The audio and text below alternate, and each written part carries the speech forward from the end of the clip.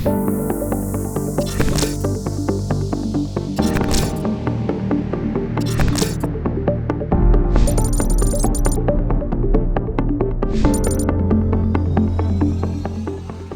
hi everyone, and welcome to Beyond the Stack, a video series from Trigent, where we journey beyond technology with amazing leaders to uncover challenges, strategic directions, and more. Today's panel discussion is on cybersecurity in the boardroom, metrics, ROI, and business alignment. I'm Rohit Adhlaka, board member and CXO advisor, and your moderator for this session.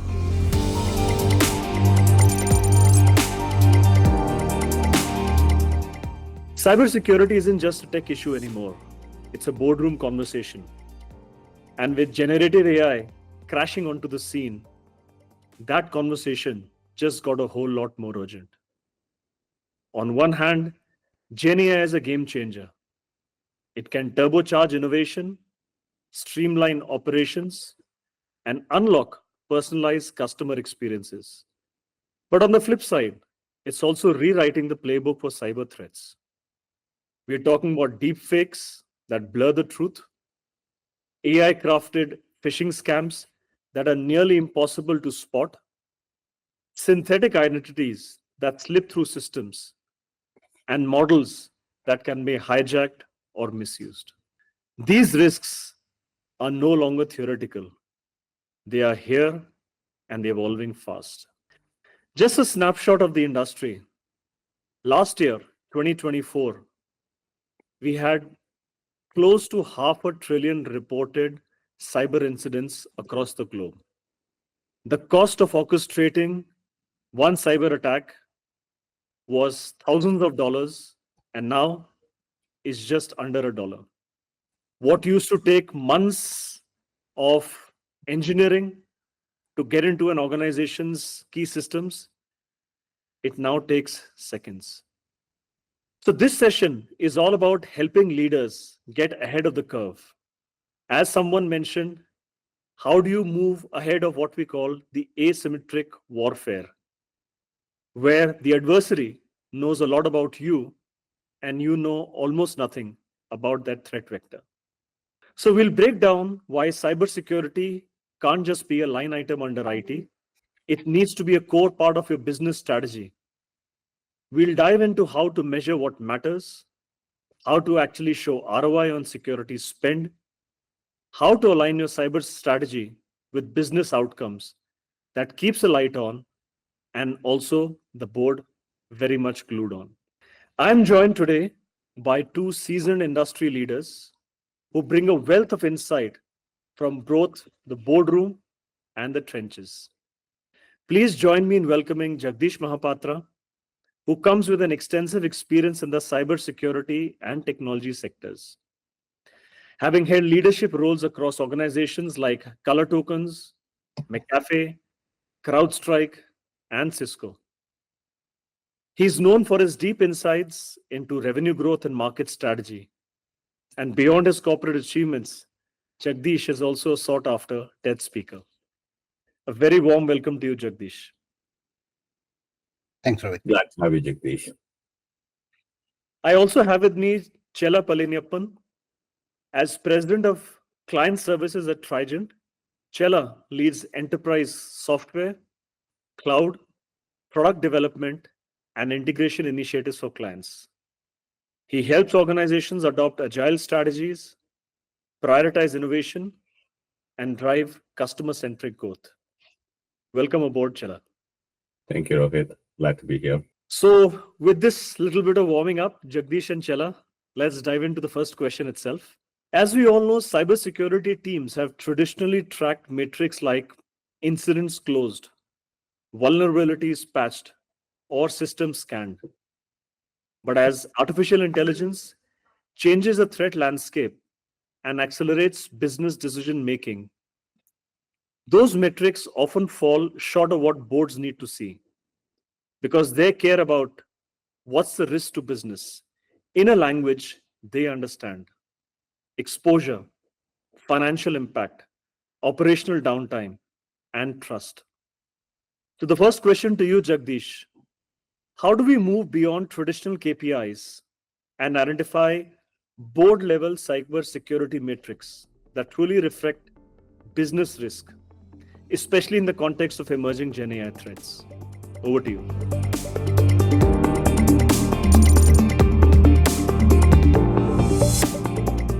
Thanks, Rohit.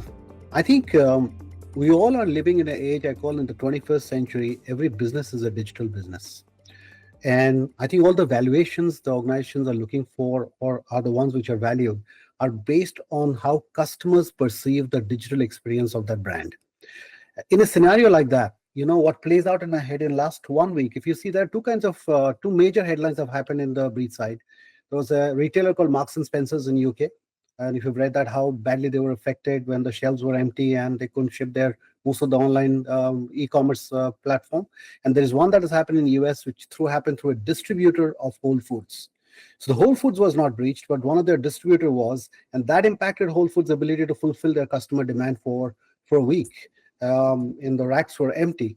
So there are two scenarios we're looking at. A attack onto a core operations of one of the core operations of Marks and Spencer's. In the retail side, they're extremely digitized. At the same time, nothing happens to organization, but their value chain is impacted, and that impacts their ability to really predict their revenue. And there's a revenue shortfall that impacts all of in fact, their stock as well.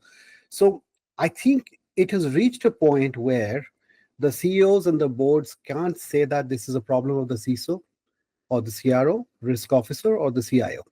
Now, one of the things I always do when I meet customers in my whole experience of working with customers around the globe is I always ask them, how do they really understand the impact of a cyber attack? So this is very interesting. Every time I ask this question, that if you actually had a cyber attack in your organization, the CISO, please tell me how many days do you think you'll be able to bring your operations back? Usually the CISOs are conservative and they say, weeks. They usually say 2 to 4 weeks. I ask the same question to the CIOs, and Rohit, you've been a CIO yourself. The CIOs usually, since they're a little far from the reality from a cyber point of view, they usually estimate that as 7 days.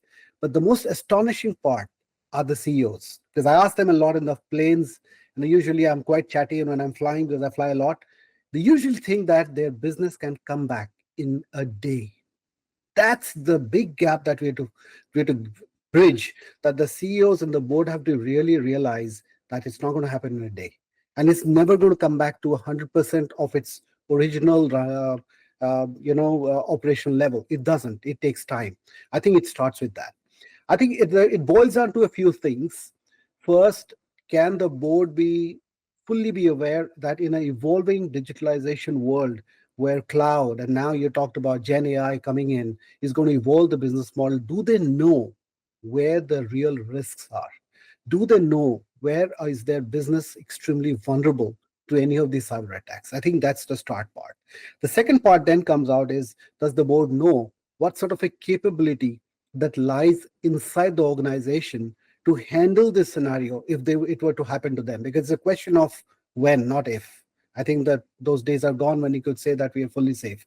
I think those are two big questions that the board needs to be questioning first, and then be updated, and then challenge the whole IT, the risk, and the cyber organization about updating them pretty regularly. I think those are two big changes that needs to start happen. And because as you said, as we start to adopt more and more GenAI into our business models, this will get even murkier. I think to me, these are two foundational parts that the board needs to really embrace in their metrics. Great. Thanks, Jagdish. And on a lighter note, when I became the CIO, like you mentioned, and the CEO gave me a welcome call that lasted about 2 hours, the only thing he mentioned in the end is, Rohit, the only way you lose your job is if there is a cyber attack and we lose any information or trust at the company that I was working for. That was the bottom line. He says, you'll get safe from anything else. We are extremely protective about our employees, but one cyber attack and you're gone. And that was my welcome message. So on a lighter note, we stayed to our promise and we saved the organization from innumerable attacks that happened during my tenure. Chella, any points from your side?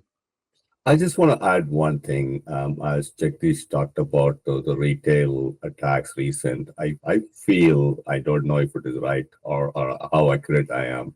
The attacks on the retail industry earlier used to be stealing like consumer data and credit card data and things like that. But now they seem to be much more impacting the operations itself. Right. So in this sense, like essentially their supply chain operations were completely disrupted and they couldn't ship products and things like that. I think that goes a different kind of a way. And in that context, what I want to see is that the newer metric should be for companies to be looking at what portions of their businesses are protected. Like, are you spending time and energy only in protecting consumer data and financial data, or are you protecting something else? So kind of a look at all that stuff. I think that is very key in today's world.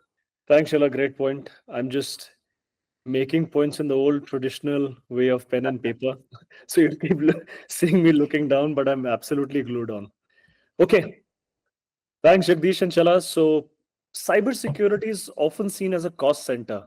And having been the CIO myself, having very closely worked with my peer, the CISO, the challenge always is that how do CISOs, Chief Information Security Officers, demonstrate ROI?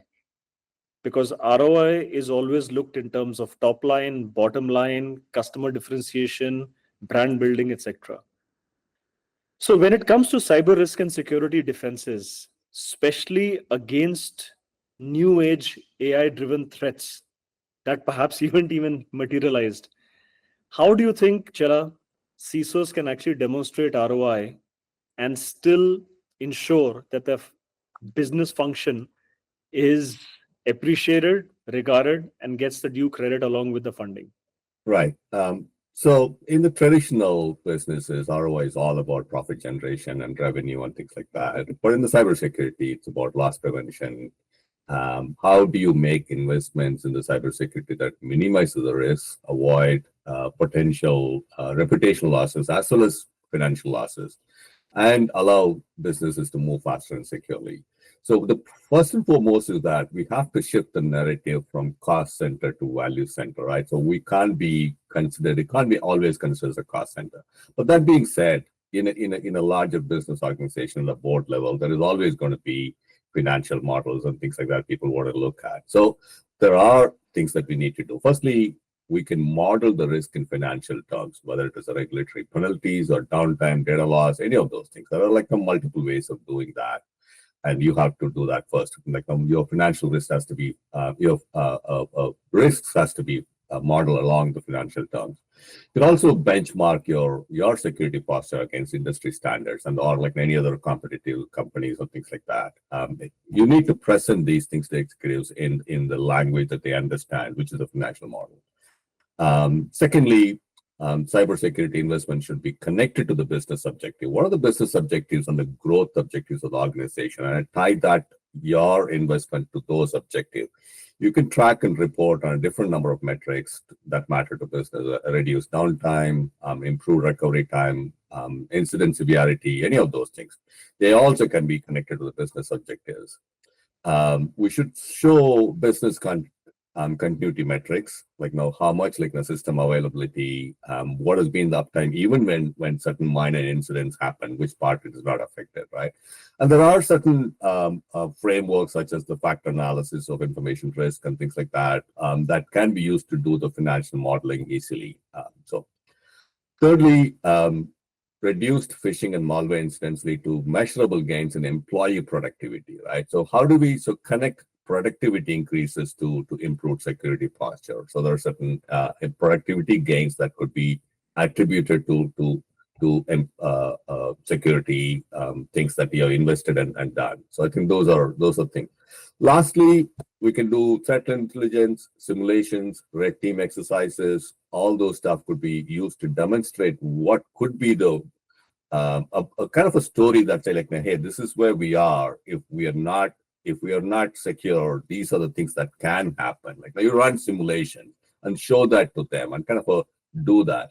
I think that we have to tell a story connected with data and paint a picture that the alternative world where cyber threats succeed, right? Contrast them with the secure one that you have today. And that kind of a probably can be the best way to talk about ROI in the cybersecurity area. Great points, Chella. Jagdish, you'd like to add on to anything? I'm going to give my lens as a seller from a point of view of approaching our clients to sell the cybersecurity part. I've always felt that, first of all, I mean, with so many CISO friends, that's one job I'd never want to take. It's a tough one. It almost feels like, it feels like your gut or your tummy. When it is working, you don't care for it. Like you load it and you whatever. The day it stops working, you start to notice, oh my God, what's wrong with why am I getting a headache or whatever? Like, so it's almost like no one cares about it till something happens, and then the CISO's neck is in the line and it starts to say what's going on. I feel really bad for them. I also understand the boards and the CFOs being wary about the fact that the last time you came, you said we take this solution, everything will be taken care of, and that never happens. Like what happened? We gave you a budget last time, you spent on it, and you said this will be taken care of, but you're coming back again saying there's one more investment required. So it is this whole cycle of saying when will it get over? I think it's a part that CISO struggle.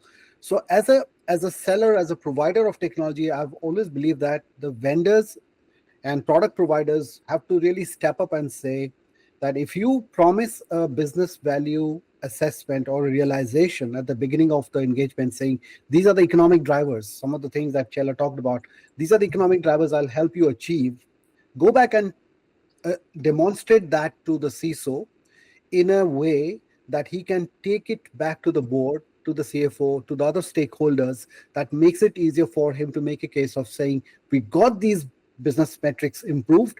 Now we need to see how we can further reduce the risk by doing a few things that gets them across, everybody on the same page.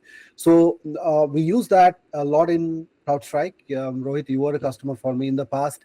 I did that in color tokens as well. And I believe that significantly changes the narrative that the CISO takes upwards, because it's difficult for the CISO alone to do that. So I feel as industry, as providers of technology, we could be better partners to CISO in that journey. That'll help them a lot.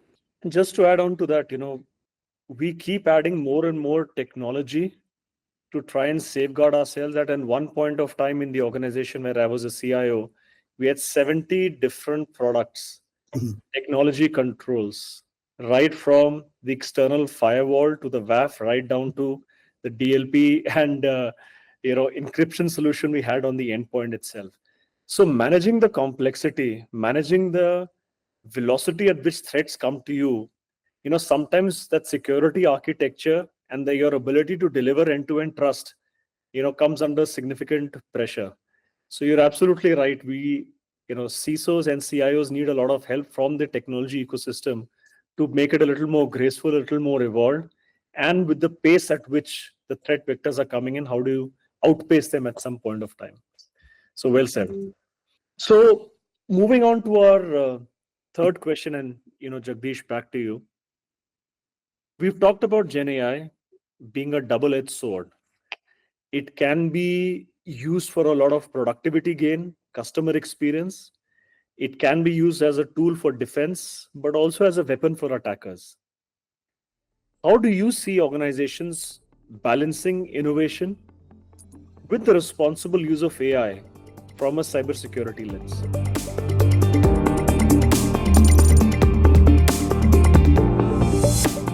Yeah, I mean, we all know that all these technologies, they don't have a moral compass. They're going to be used by the bad guys as soon as they're available.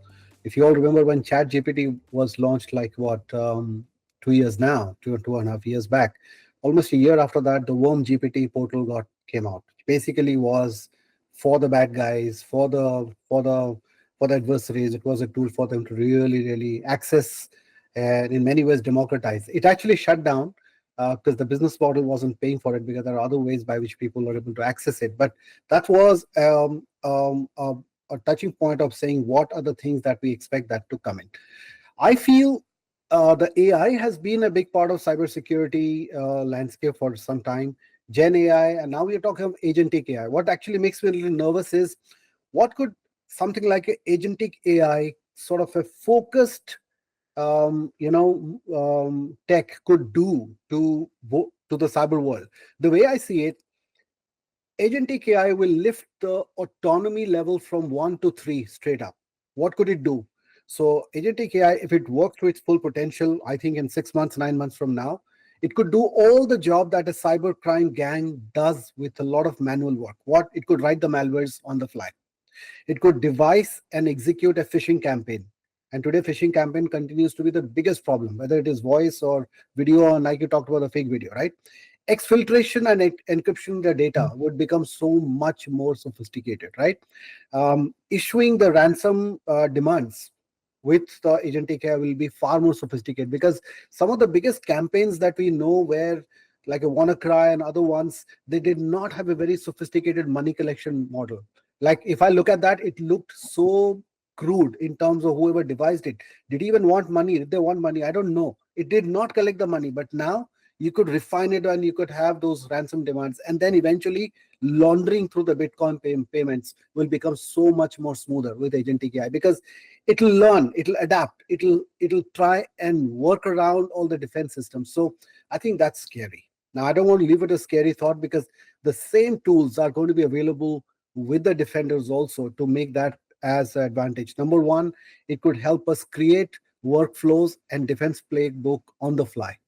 Now, imagine if you could use agentic AI for all your cloud workloads and you could empower them with the defenses on the fly. So that's where the game changes a lot, because if you look at in our world, we have a concept of breakout time. Basically, is the time that you've got really between the attacker really getting inside your system and exfiltrating with the data to your ability to really identify and contain it. I think the game is getting shorter and shorter. The fastest one are now in minutes. So if we can embrace agentic AI, Gen AI to build stronger defense workflows, which can be devised on the floor, but it's not going to be that easy, because you need talent and a lot more education as well as part of it. That can be a game changer. But we should expect far more sophisticated attacks coming in from our adversaries. Thanks, Jagdish. We'll have to be absolutely prepared, keep our cool, and make sure that we're able to ward off these attacks. Chella, anything you'd like to add on? My only hope, in some senses, is a lot of these tools are also going to be at a product level. They're going to be incorporating the agentic AI to do the self or self-healing or autonomy of responding to these threats. Right? I'm hoping that will happen, and we can leverage some of those things. So, that's absolutely right. With the number of attacks and number of incidents going up, it is very difficult for manual-based responses and everything. So we have to be using automation. We have to be using AI. And if there are like more and more platforms and products that allows us to do it or orchestrate that well, I think that would be a great thing. I think alongside will come a very big governance question. Since the entire enterprise is at risk, you really can't narrow down on the CISO or the CIO being the sole custodians of your cybersecurity and threat management landscape. It has to be, I would say, board downwards driven in terms of seriousness and the culture itself. And that takes me to my next question, Chella. What role do you think the board should play in shaping a cybersecurity first culture across the enterprise? And how can leaders across the board ensure that cyber risk accountability goes beyond the IT and tech function?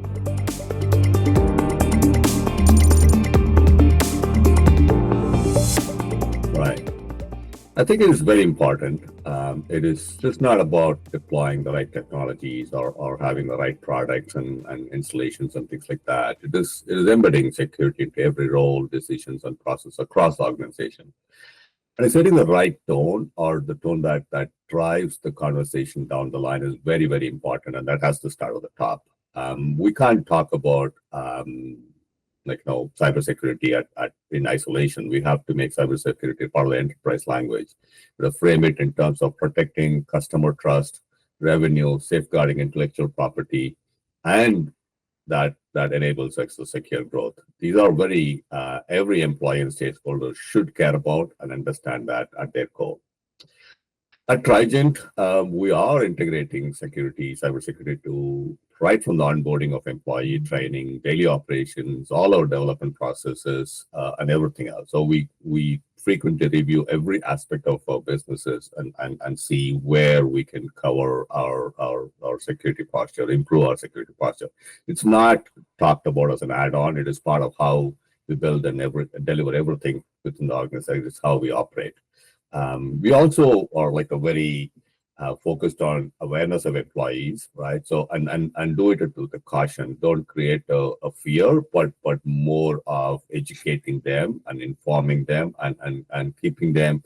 Also, don't overdo it, so they become tired of it and ignore it. So you got to be like, there's a balance, right? So there's a mail that goes out like very periodically, ask them to take repeated training programs, simulations, things like that. So all that is very important. We track engagement with training completion, incident reporting, things like that. We kind of recognize good behavior, not just be upset about mistakes that is made. So we make sure that we emphasize the good security practices that are done within the organization, and we kind of communicate that to everybody else. So those are actually rewarding. Having a model that rewards good behavior and recognize that goes a long way in employee training, in my opinion. Additionally, establishing strong governance framework is very essential to maintain accountability and oversight. These frameworks define clear roles, responsibility, and escalation paths. We got to ensure security is woven into the corporate governance and not just as a separate cybersecurity organization, which is on the side. So, a cybersecurity first culture is a commitment. We have to have that driven from the board level to the C-level suite of leaders. It means making security part of the organization's DNA. It can't be just IT alone or a single function or whatever it is. It has to be every role, everybody, every day kind of a approach to having a secure organization. Thanks, Chella. Jagdish, you'd like to add on?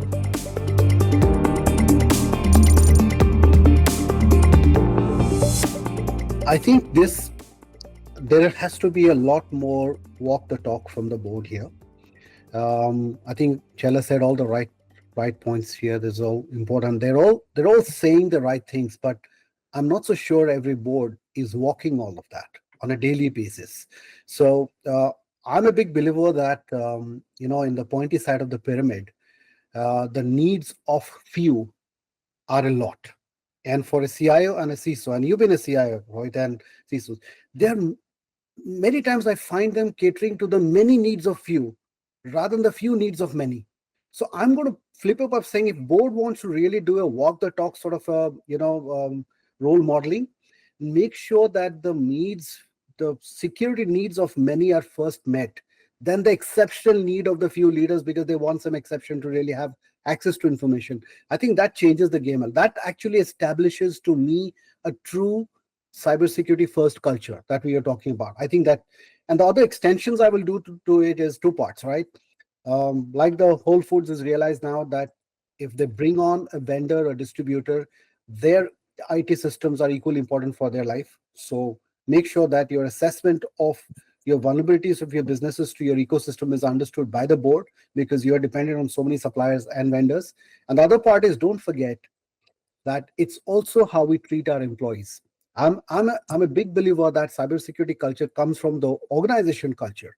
How are we treating our employees? Please understand that 80% of the most brutal attacks have come out of internal threats.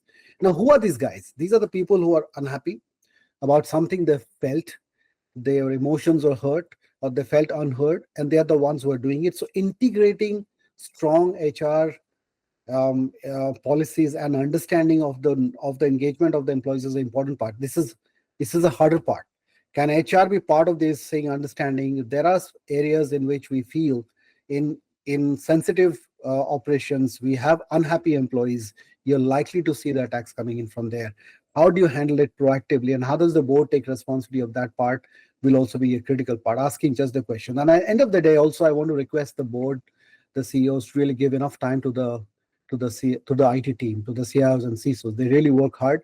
I don't think they understand the depth of the work there and the complexity of the world they're believing in. If they can do that, that'll help a lot. I Thanks, want to Jagdish. ask this question Yep. to Jagdish. So, in your experience, Jagdish, some of the recent attacks, including the Mark and Spencer one, right? It kind of started at the CEO level. It was a targeted spear phishing attack that started at a higher level, and those are increasing. Like now, people are targeting the C levels or the executives of the organization. And as that is increasing, is that changing the perspective of the CEOs to some extent? Are they getting like, if I can get hurt like this, and how do I protect? Is that changing any of their thinking, in your opinion? 100%. I mean, we are beating Marks and Spencers and Whole Foods a lot because it just happened in a week, and I think a lot more are more guilty. But if you listen to the comment from the CEO, he was genuinely surprised. He did not anticipate that his business was at that risk because of the phishing attack and the kind of ramification that's. I think it's a bigger. The other part, I mean, look at the people who are generating these attacks now. They know what generation to go after. Okay, one of the things I talk about in general, if you look at the people who are mostly getting duped in the consumer side, they're mostly people on the more elderly side, the more probably I would say Gen X. I mean, we all are here, different generation, not trying to pick on anyone, but if you're not in tune with the tech and you're using it daily with half understanding of the tech, you are basically a risk. I think that's what I was trying to say, that board really have to walk the talk, which means they must be fully in tune of understanding what does agentic AI mean. You not knowing agentic AI because you are a logistics expert is not an excuse anymore. That's the world we are dealing with, because that logistic operation is the agentic AI 6 months from now. And that's what is scary. And that takes their whole domain knowledge out of the window. So that's the part they'll have to look for. Yeah, absolutely. Two good points that I've actually captured from these answers. One is that boards have to be agile. They have to stay informed and be part of the entire decision making of cybersecurity. And like you mentioned earlier, Jagdish, the playbook from before really won't cut it. It has to be absolutely agile, keeping in times with GenAI. So that's all from a questioning perspective, gentlemen. I've got nuggets of wisdom here. And if you permit, I'll be traditionally through a pen and paper talk about what points that I loved. The first, of course, from the conversation is that every business is digital. Everyone is customer oriented, and customer experience is what differentiates you from the rest. The second, like Chella mentioned, how do you evolve from being a cost center to a value center, especially from areas like business continuity and employee productivity? Third, Jagdish's point, the tech ecosystem has to support the very, very hardworking CIOs and CISOs who bear the brunt of all the attacks and, of course, the bubs from the board. How can you look at agentic AI, using that for defenses on the fly, the agile playbook that we talked about? And then last, how do we also take care of internal threats through better employee engagement with the involvement of HR, so that you have happier employees and then at least take care of those 80% internal threats that we see fairly frequently.